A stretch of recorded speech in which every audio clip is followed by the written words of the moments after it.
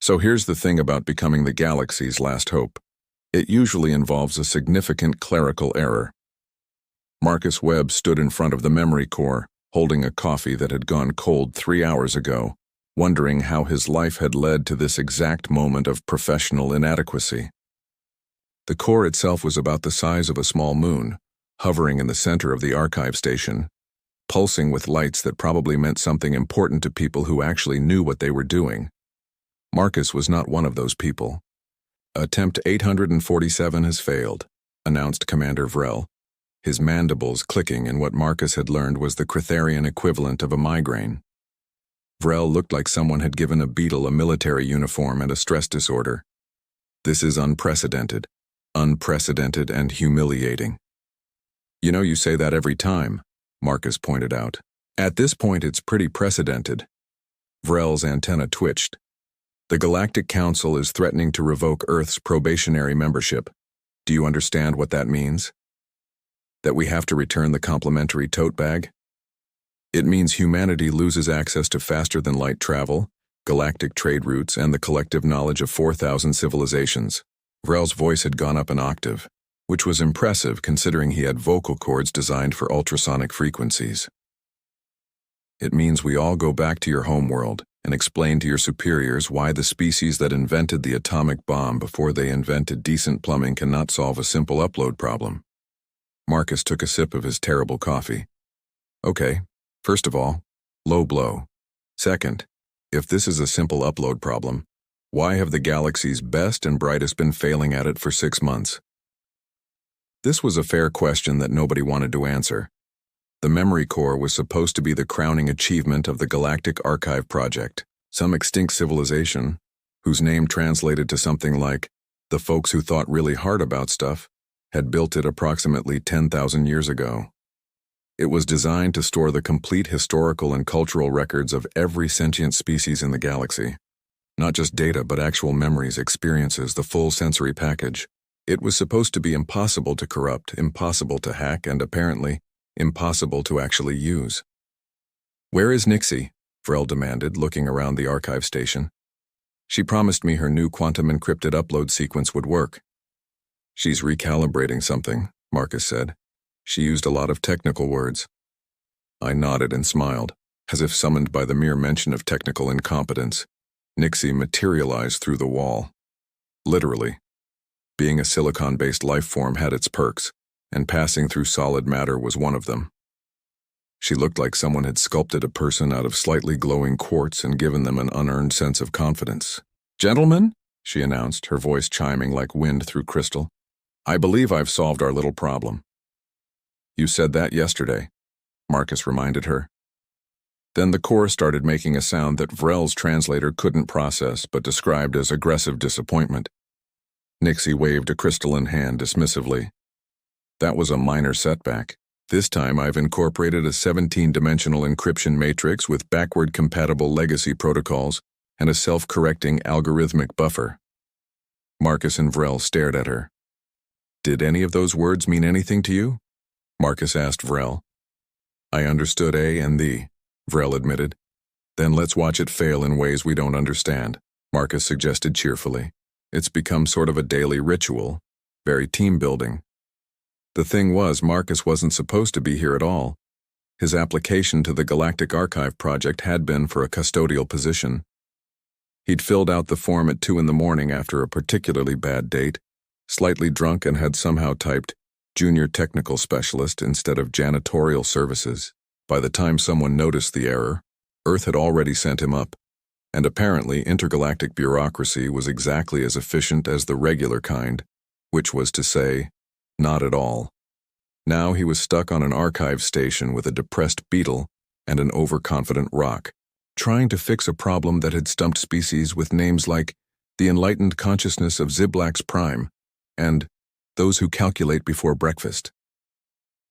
Initiating upload sequence, Nixie announced, her hands moving through holographic controls that looked like she was conducting an invisible orchestra.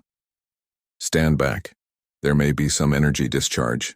The memory core, which had been pulsing its usual amber, suddenly shifted to an angry red. Is red bad? Marcus asked. Red feels bad. Red is fine, Nixie insisted, though her voice had lost some of its confidence. It's just processing the quantum encryption. The core made a noise that Marcus's brain interpreted as a cosmic-scale record scratch, and then it did something that expensive. Moon-sized supercomputers probably shouldn't do. It spat out Nixie's data crystal like a kid spitting out Brussels sprouts. The crystal shot across the room, bounced off 3 walls, and landed in Marcus's cold coffee with a sad little plop. "Okay," Marcus said into the silence that followed. "So that's 848. Vrel made a sound that didn't need translation. The emergency meeting was held in what Vrel called the Situation Room, and what Marcus called that depressing conference room with the broken coffee maker. Representatives from 17 different species had gathered via hologram, and they all had the same expression that transcended biological differences. The look of people who had made a terrible mistake, and were trying to figure out whose fault it was. "Let me see if I understand this correctly," said Ambassador Thorne, who looked like a very disappointed tree. "We entrusted this operation to a Cretharian administrator, a silicate technician, and a human who was supposed to be cleaning toilets?" "In fairness," Marcus interjected, "I'm actually pretty good at cleaning toilets. That's not the problem here." "The problem," Nixie said, her crystalline structure somehow managing to convey indignation, "is that the memory core's rejection protocols are operating outside all known parameters. My quantum encryption should have been flawless." "Should have been," repeated Ambassador Thorne with the tone of someone who had heard that phrase before. "The Silicate Collective sent us their best information systems expert. The Cretharian Empire sent us their finest administrator. And Earth sent us—" He paused, consulting a data pad. "Someone who listed pretty good at Mario Kart as a technical skill." "That was a joke on my application," Marcus protested. "Also, I am pretty good at Mario Kart, which requires hand-eye coordination and strategic thinking under pressure." "Perhaps," Vrel clicked miserably, "we should review what we know about the memory core's requirements." What they knew could be summarized as, basically nothing. The core had been discovered in an abandoned sector, fully functional but completely locked. It had taken the combined effort of the galaxy's top cryptographers 3 years just to open the front door, metaphorically speaking. The instruction manual, if there had ever been one, was long gone. The species that built it had vanished, leaving behind only their mysteriously functional technology and a lot of unanswered questions. Over the next 4 hours, Marcus watched as various species presented their failed attempts. The Metharians had tried a pure mathematical upload, presenting the complete history of their civilization as a series of equations. The core had responded by playing what sounded like a dial-up modem having an existential crisis, and then shutting down for 3 days. The Photonic Collective had attempted to upload their histories as concentrated light patterns. The core had literally dimmed itself, which even Nixie admitted was probably a bad sign. The hive mind of Chorus 9 had tried uploading their collective consciousness directly. The core had responded by displaying a single phrase in every known language. "Please stop." "What if," Marcus ventured during a lull in the presentation of failures, "we're overthinking this?" Every hologram turned to look at him. It was like being judged by a really disappointed aquarium. "Overthinking," repeated Ambassador Thorne slowly. "The single most advanced piece of memory storage technology ever discovered. Yeah, but think about it," Marcus continued, because apparently he'd lost his sense of self-preservation somewhere around hour 2. "Every species has tried something incredibly complex. Quantum encryption, mathematical proofs, pure consciousness. What if it wants something simple?" Nixie's structure actually flickered with what might have been amusement. "Simple. You think a device capable of storing the sensory experiences of trillions of beings across thousands of years wants something simple. I'm just saying, have we tried just asking it nicely?" The silence that followed was the kind that usually preceded either a breakthrough or someone getting fired. Based on Marcus's luck, he was betting on the latter. "That is the most ridiculous suggestion I have ever heard," Ambassador Thorne declared. "And I once attended a summit where the Gaseous Confederation tried to solve a trade dispute through interpretive dance." "How'd that work out?" Marcus asked. "Surprisingly well, actually, but that's not the point. Vrel's antennae drooped. Perhaps we should adjourn and reconvene when someone has a less absurd suggestion. The meeting dissolved into various species, signing off with varying degrees of disappointment. Marcus was left alone with Vrel and Nixie, who were both looking at him like he'd suggested solving faster-than-light travel with a really good slingshot. "I maintain," Nixie said, "that my next attempt will succeed. I simply need to recalibrate the encryption matrix to account for temporal variance in the substrate alignment." "Sure," Marcus agreed, having understood approximately 0% of that sentence. "Or we could try Plan B. Not doing that." "Do you have a Plan B?" Vrel asked, with the desperate hope of someone drowning who'd just been offered a concrete life preserver. "Not really," Marcus admitted. "But I'm pretty sure Plan A has failed 848 times, so maybe it's time to admit that everyone who's smarter than me might be missing something." It was not a great pitch. But then again, nothing about this situation was great. The memory core pulsed in the background, amber and indifferent, like a cosmic-scale teenager who decided that nothing anyone did was going to impress it. Marcus returned to his station, which was really just a desk with a very complicated keyboard that he'd mostly been using to play solitaire. His shift didn't technically end for another 6 hours, but given that his job was to assist with a technical problem he didn't understand, he figured he'd done his part by showing up and not breaking anything. He pulled out his tablet, queued up some music, and started organizing the cable mess under his desk. It was mindless work, which was exactly what his brain needed after watching extremely intelligent beings fail in extremely complicated ways. And because the universe has a sense of humor, that's when things got weird. Marcus was humming. He didn't even realize he was doing it at first. It was just one of those things that happened when you were tired, bored, and organizing cables that had somehow achieved sentience and were actively trying to knot themselves. The tune was old, something his grandmother used to sing when he couldn't sleep as a kid. He didn't remember all the words, just the melody and something about stars and sailing ships and being home before morning. "Twinkle, twinkle, little star, how I wonder what you—" Wait, that's not right. He paused, untangling a particularly stubborn cable. "Something, something sailing far, something, something where you are." The memory core's pulsing changed. Marcus didn't notice at first. He was too focused on a cable that had somehow looped through itself in a way that defied three-dimensional geometry. But then the core's light shifted from amber to a soft blue and it made a sound. Not the record scratch sound of rejection. Not the dial-up modem scream of confusion. It was humming. The memory core was humming his grandmother's lullaby back at him. Marcus said intelligently. "Vrel, you seeing this?" Vrel, who had been in his office doing what Marcus assumed was the Crotherian equivalent of crying into paperwork, scuttled out with his antennae at full alert. "What did you do?" "I didn't do anything. I was humming, and it started—" The core's hum grew stronger, harmonizing with itself in frequencies that probably shouldn't have existed. The blue light pulsed in rhythm, like a heartbeat, like breathing, like something alive recognizing something familiar. Nixie materialized through the wall so fast, she actually left a crystalline afterimage. "That's impossible. The core's audio interface isn't activated. It can't produce sound without a direct upload protocol and—" She stopped, her entire structure flickering with what Marcus now recognized as confusion. "It's singing. It's humming," Marcus corrected.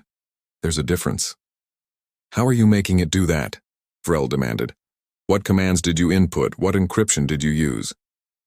"I literally just hummed a song my grandma used to sing. I don't even remember all the words. It's something about stars and being far from home and—" The core's light suddenly flared, and a holographic display appeared that none of them had seen before. It wasn't the standard technical interface, it was a memory. Someone's memory. A small alien child, species unknown, looking up at a night sky on a world that didn't exist anymore, while someone who loved them sang a song about being safe even when you were far from home.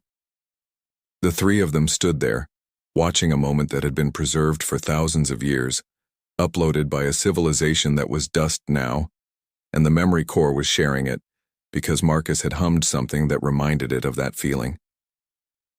"Oh," Nixie said quietly, which was the most subdued Marcus had ever heard her.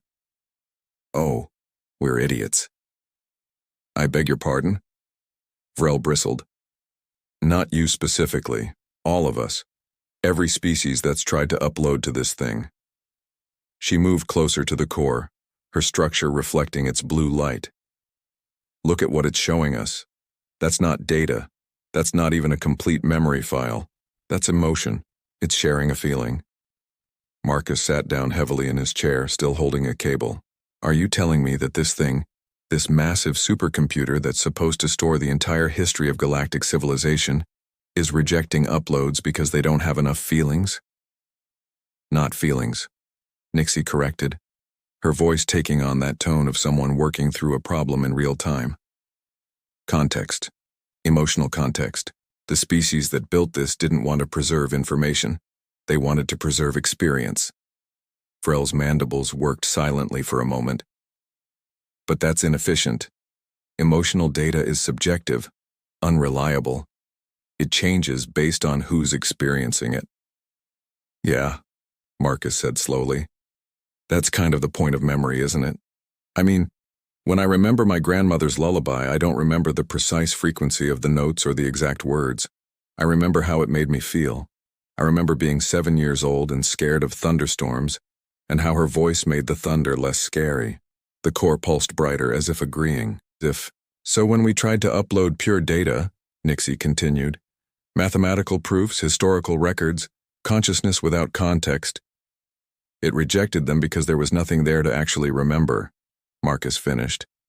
"It's not a database. It's a memory box. And memories without feelings are just facts." Vrel sat down, which for a Critharian involved a complicated folding motion that looked uncomfortable. "This is a disaster. We've spent 6 months trying to speak to it in the language of logic and efficiency.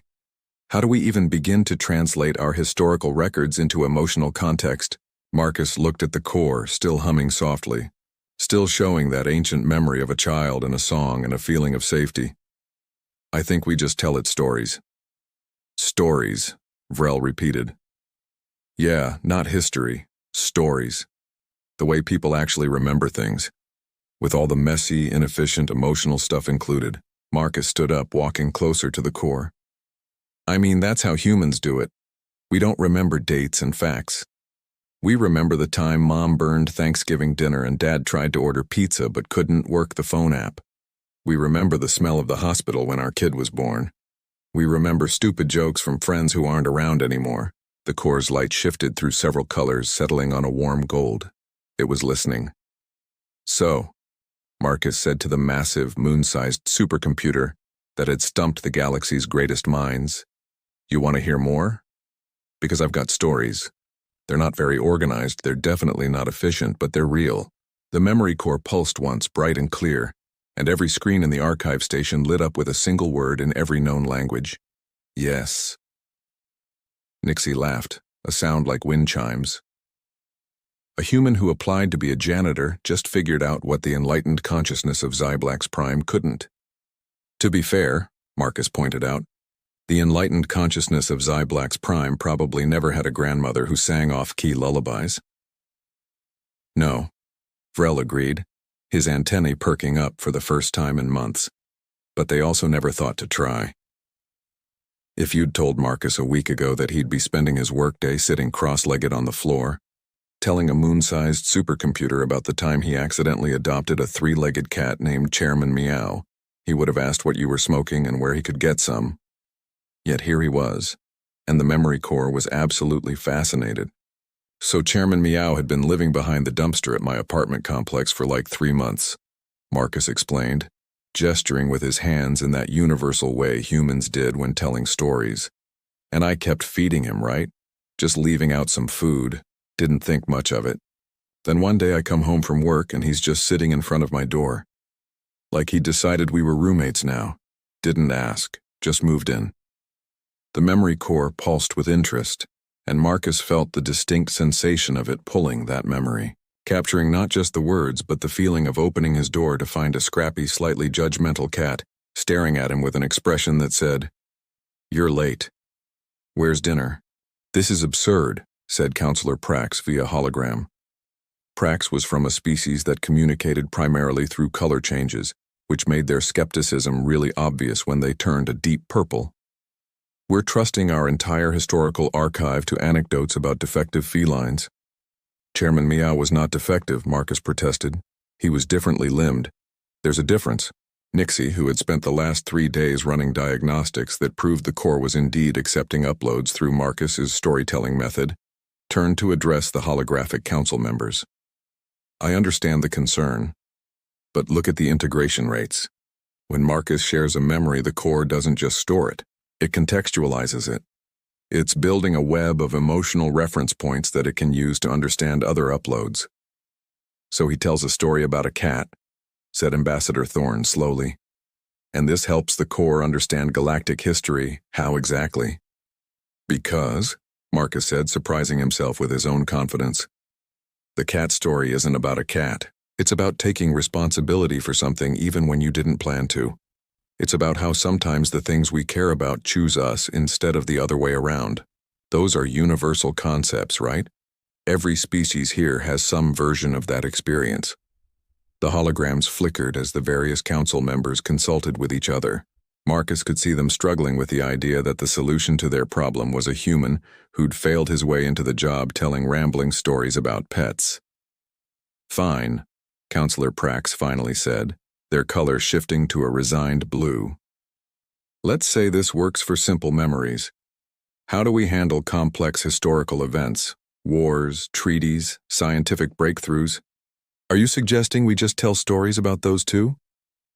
Actually, Vrel interjected, which was impressive because he'd spent most of the last week looking like someone had insulted his entire evolutionary lineage. I have a proposal. My people have extensive historical records of the Andromeda Coalition War. Very detailed, very precise, very rejected by the Memory Corps over 47 attempts. I remember, Counselor Prax said dryly. The Corps actually displayed the words, "Reading this made me tired," in response to attempt 38. Vrel's antennae twitched with embarrassment. Yes, well, I suggest we use the Coalition War as a test case. If Marcus can successfully upload those records using his storytelling method, it will prove the viability of this approach. Marcus raised his hand like he was still in school. Quick question. Do I need to know anything about the Andromeda Coalition War? It was a 17-year conflict involving 43 species, 12 dimensions, and a casualty count that is still being calculated 300 years later, Vrel recited. It fundamentally restructured galactic politics and led to the formation of the current council system. Cool, Marcus said, nodding. And you want me to make that engaging? We want you to make it memorable, Nixie corrected. There's a difference. Over the next 2 days, Marcus did something that he was pretty sure violated several academic principles and possibly some laws about historical accuracy. He read through Vrel's meticulously compiled war records, which read like they'd been written by an extremely depressed calculator. And then he tried to find the actual stories buried underneath all the strategic analysis and casualty statistics. He found them in the footnotes.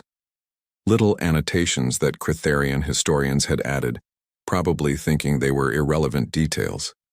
A note about how the troops on the Andromeda front had a superstition about a particular star formation. A mention of a medic who wrote poetry on bandage wrappers. A single line about how the peace treaty negotiations had been delayed by 3 days because someone had brought their child, and the child had asked why everyone looked so sad.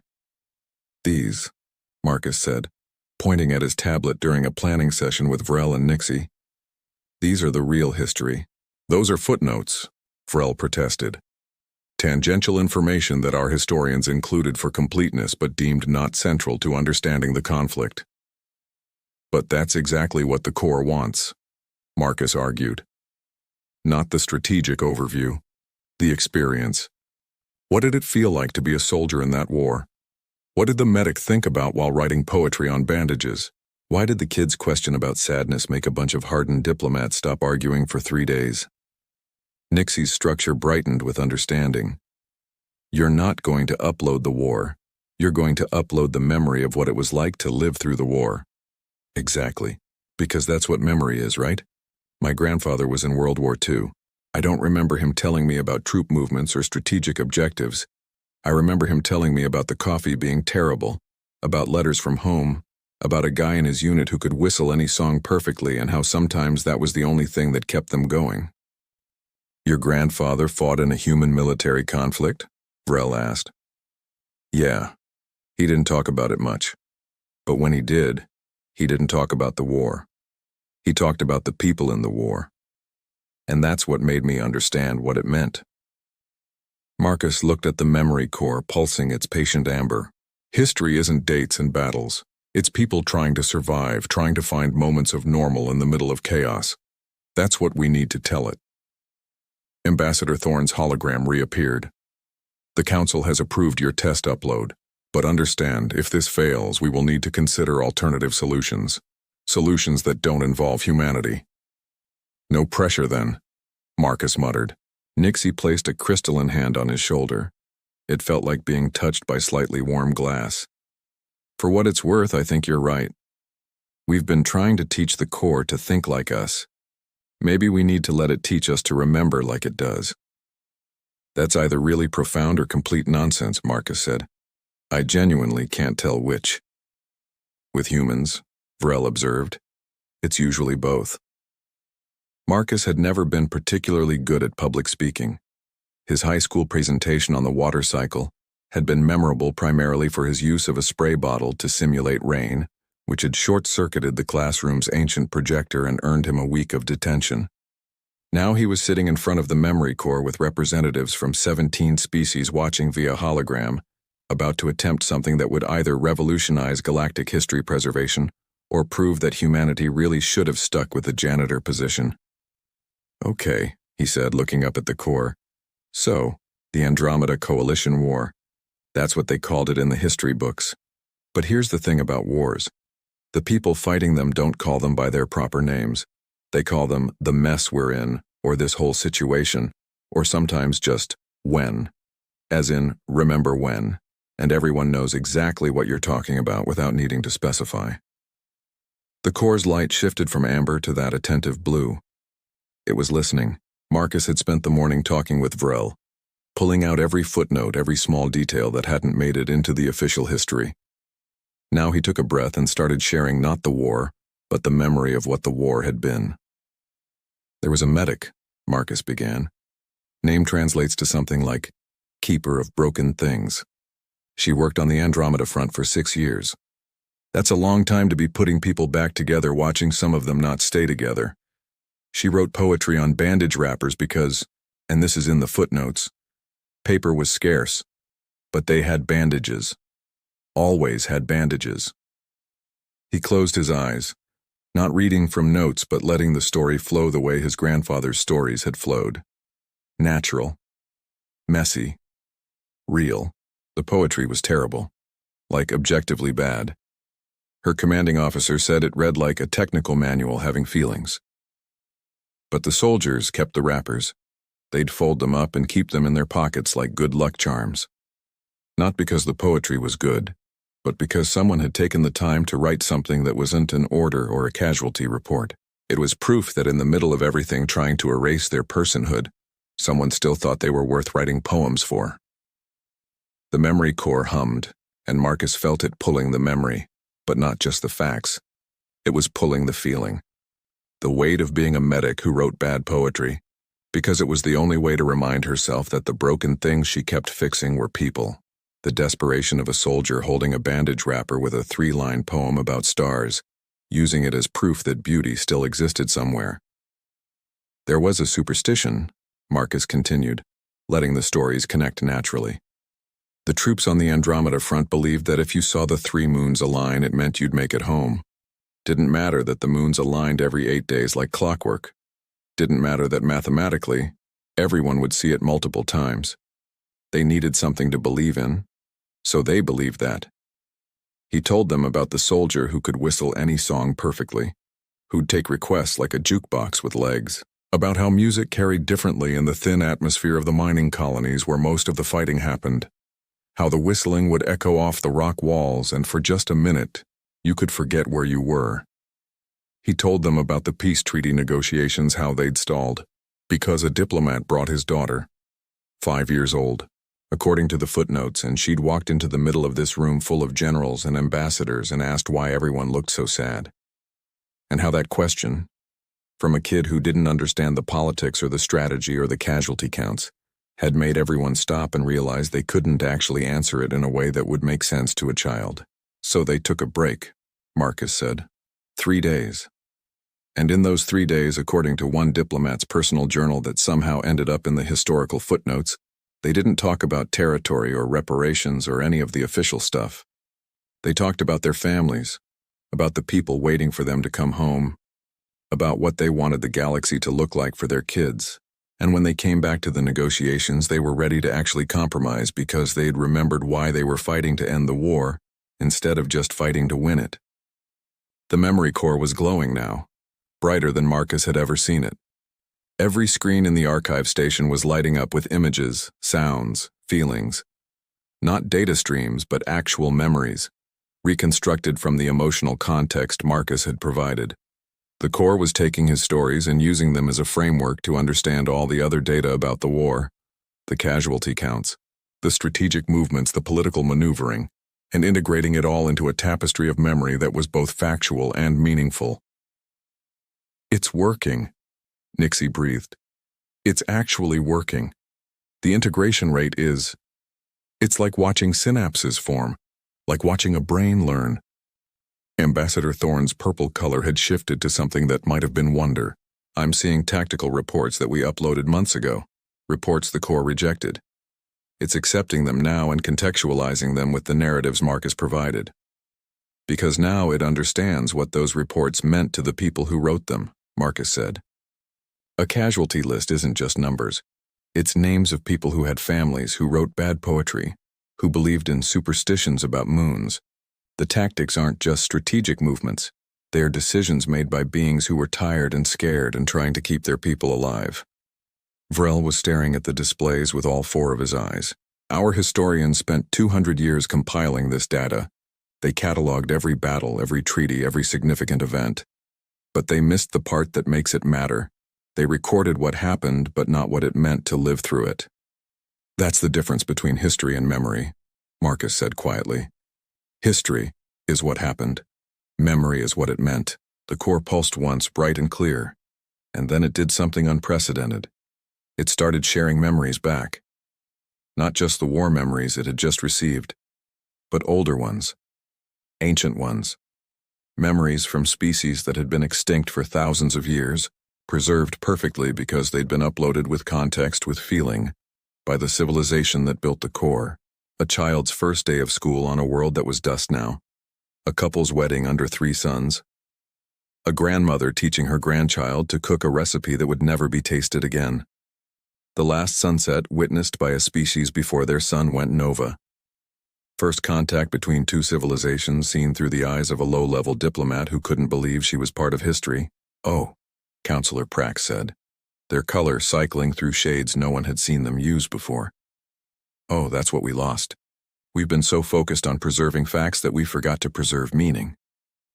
Marcus watched the memories flow past, feeling the weight of them. These weren't just records. They were proof that people, beings, entities, whatever form they took, had lived and loved and feared and hoped. They were proof that existence mattered not because of what was accomplished, but because of what was experienced. The core wasn't broken, Nixie said, her voice carrying an unusual softness. We were asking the wrong question. We kept asking how to make it accept our data. We should have been asking what it was trying to preserve. So what do we do now? Vrel asked. We have historical records from 4,000 civilizations, most of them compiled like ours. Dates, facts, strategic importance. How do we translate all of that into something the core will accept? Marcus looked at the 17 holographic representatives, all of them staring at the memory core's display of ancient, precious memories. We tell stories. We find the people in the history and we tell their stories. Not the sanitized official versions, the real ones, the messy, emotional human. He paused. Well, not human, but you know what I mean. The real versions. That will take years, Ambassador Thorne pointed out. Decades, maybe centuries. Yeah, Marcus agreed. But you know what? Maybe that's okay. Maybe preservation isn't supposed to be fast. Maybe it's supposed to be thoughtful.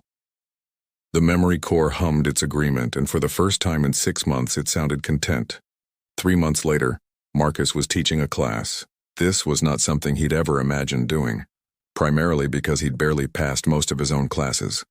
Yet here he was, standing in front of 20 beings from 12 different species, trying to explain something that humans did instinctively, but apparently everyone else found baffling.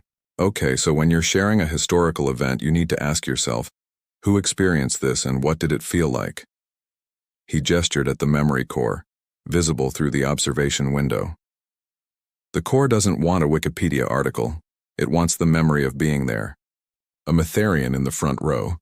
They'd started sending students after seeing the successful war upload, raised a crystalline appendage. But feelings are imprecise. 2 beings experiencing the same event will remember it differently. Exactly, Marcus said with more enthusiasm than the situation probably warranted. That's not a bug. That's a feature. Memory isn't about objective truth. It's about subjective experience.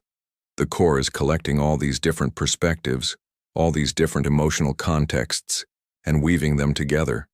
It's getting a more complete picture because everyone remembers things differently. Nixie, who'd appointed herself as co-instructor despite Marcus never asking for one, materialized through the wall. Think of it like constructing a hologram. Each individual memory is a single point of light. Alone, it's interesting, but incomplete. But when you combine millions of individual perspectives, all those subjective experiences, you get depth, dimension, truth that's more real than any objective record could be. I was going to say it's like those pictures made of smaller pictures, Marcus muttered. But sure, the hologram thing works too. Commander Vrel entered through the actual door, like a reasonable person who respected the solid matter. He was carrying a datapad and wearing what Marcus had learned to recognize as his cautiously optimistic expression. The Galactic Council has made their decision, Vrel announced. Earth's probationary status has been upgraded to full membership. Marcus blinked. Wait, really? Wait. Really. Additionally, they're establishing the Department of Experiential Archives, and they've requested that humanity head the initiative. Vrel's mandibles clicked in what might have been amusement. Congratulations, Marcus Webb. You're being promoted to Director of Narrative Integration. I don't want to be Director of Narrative Integration. Too bad. You're also getting a salary increase, a proper office, and an assistant. Vrel gestured to a small, furry being in the back of the classroom who waved enthusiastically. This is Pip. They're from the Fuzzle Collective and very excited to learn human storytelling techniques. Pip bounced forward, all 3 feet of them vibrating with enthusiasm. I've read all about human narrative structure, the hero's journey, the 3-act story, Chekhov's gun. Why is it called Chekhov's gun? Asked one of the Mytharian students. Because if you show a gun in Act 1, it has to go off by Act 3, Pip explained. It's about narrative efficiency and payoff, and it's actually about not including meaningless details, Marcus corrected, then paused. Although honestly, in real memory, we include tons of meaningless details. That's kind of the point. Not everything has to be Chekhov's gun. Sometimes it's just a gun that was there, and you remember it even though nothing happened with it. Nixie's structure flickered with what Marcus had learned was her version of laughing. You know what the Council's official report said? They said, and I quote, humanity's apparent weakness for emotional reasoning and narrative inefficiency has proven to be an unexpected asset in experiential data preservation. So they're saying we're bad at being logical, and that's why we're good at this? Marcus asked. Essentially, yes. I'll take it. Over the next few weeks, the archive station transformed. Representatives from dozens of species arrived, not with data crystals and quantum encryption, but with stories. They brought their grandparents' recipes, their children's first words, their own memories of moments that mattered. A Cretharian historian showed up with her great-grandfather's journal from the colony expansion, which read less like a historical document, and more like a diary full of complaints about the food and gossip about the other colonists. This is perfect, Marcus told her as the memory core hummed contentedly, accepting every page. This is exactly what we need. But it's not historically significant, the historian protested. He barely mentions the actual colony establishment. It's mostly him complaining about his bunkmates snoring. Yeah, but future generations will know what it was actually like to be a colonist. Not the sanitized version, the real one with bad food and annoying roommates and… Marcus scanned a page. Apparently a betting pool on whether the expedition leader was going to crack and start talking to the plants. He did crack, the historian admitted. The plants were apparently very good listeners. The memory core pulsed with what Marcus had learned to interpret as delight. Counselor Prax visited the station personally, which was significant because they generally avoided in-person appearances. They found Marcus in what was technically now his office, but looked more like a very organized storage closet. I wanted to apologize, Prax said, their color cycling through shades that indicated embarrassment. When I first learned that a human custodial applicant was our last hope, I thought it was a cosmic joke. I lobbied to have you removed. To be fair, Marcus said, I kind of am a cosmic joke. I'm absolutely unqualified for this job. That's what I've come to discuss. Prax shifted to a thoughtful amber. You are unqualified in the traditional sense. You lack the technical expertise, the historical training, the academic credentials. But you have something that all our experts lacked. You understand that memory is meant to be messy. It's a human thing, Marcus offered. We're kind of a mess as a species. We make decisions based on feelings. We remember things wrong. We tell the same stories over and over with different details each time. It drives the more logical species crazy. Yes, Prax agreed, but it also means you understand something fundamental about consciousness that we'd forgotten. Memory isn't about perfect preservation. It's about meaning, and meaning is inherently subjective, emotional, and inefficient. So what you're saying is, humans are bad at logic and that's our superpower. In this specific context, yes. Prax's color shifted to something that might have been amusement. The Council has added a new term to the Galactic Standard Dictionary. Human solution. It's defined as a resolution to a problem that succeeds specifically because it violates all established logical protocols. Marcus laughed. I'm honored, I think. You should be.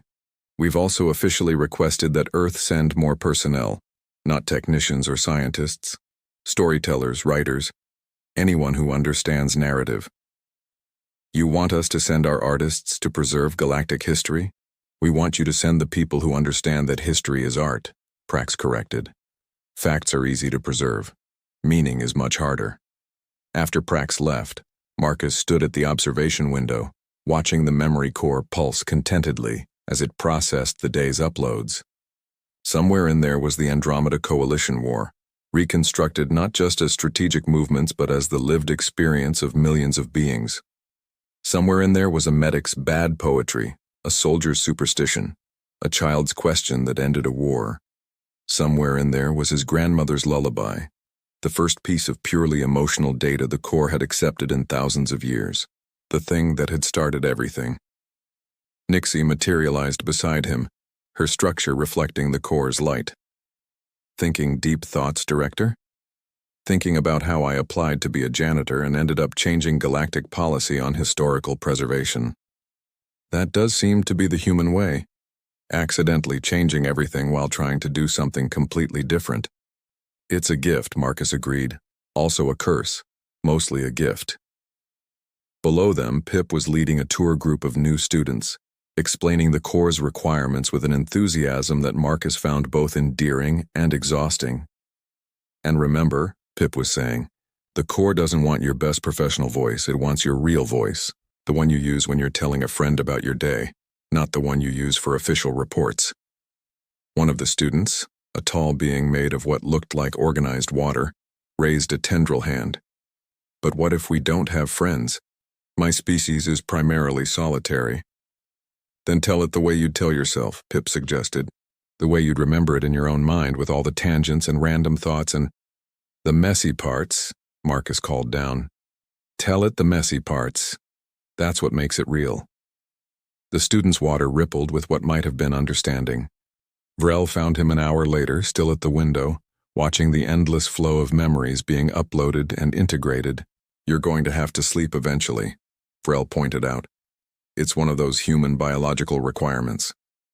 "I know, Marcus gestured at the core. "We did it.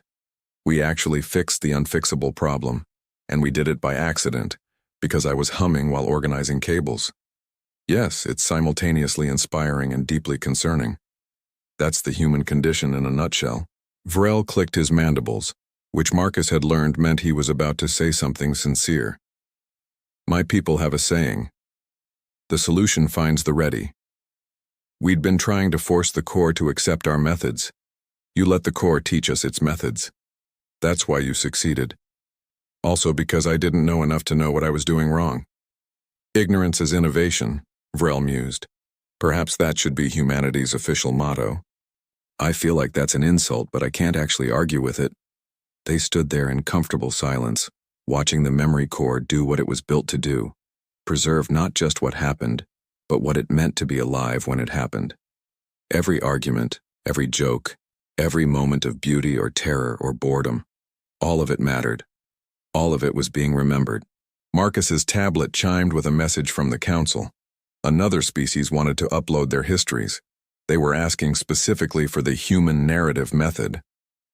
"You know what the weirdest part is?" Marcus said, reading the message. 6 months ago, humanity was on probationary status, one step away from being kicked out of the galactic community. Now they're specifically requesting our help. Yes, you went from potential expulsion to essential personnel. It's quite the character arc. Did you just make a narrative structure joke? "I've been attending Pip's supplementary lectures on story theory," Vrel admitted. "They're surprisingly compelling." Marcus grinned. "Dude, you're becoming human." "I sincerely hope not. I enjoy having an exoskeleton." "Fair point." The memory core pulsed, a steady rhythm like a heartbeat, like breathing, like something that had been sleeping for thousands of years and had finally woken up. It had been built by a species that understood something fundamental, that consciousness wasn't about logic or efficiency. It was about experience, about feeling something and knowing that the feeling mattered, even if it couldn't be quantified or calculated or reduced to data points. And somehow, against all odds and logic and reasonable expectations, it had taken a human who'd applied for the wrong job to remember what the galaxy had forgotten. Marcus Webb, former accidental janitor, current accidental director, stood in front of the greatest memory preservation device ever created and felt something that he'd try to describe for the core later. The weird complex emotion of succeeding at something you never meant to do, of finding purpose in the middle of chaos, of being exactly the right kind of wrong for the job. It wasn't efficient. It wasn't logical. It wasn't what anyone had planned. But then again, the best memories never were. The memory core hummed its agreement, and somewhere in its vast, ancient architecture, it stored that thought for whoever might need to remember it, thousands of years from now. A human had figured out that memory wasn't about being right. It was about being real, and that, Marcus thought as he finally headed home to get some sleep, was maybe the most human thing of all.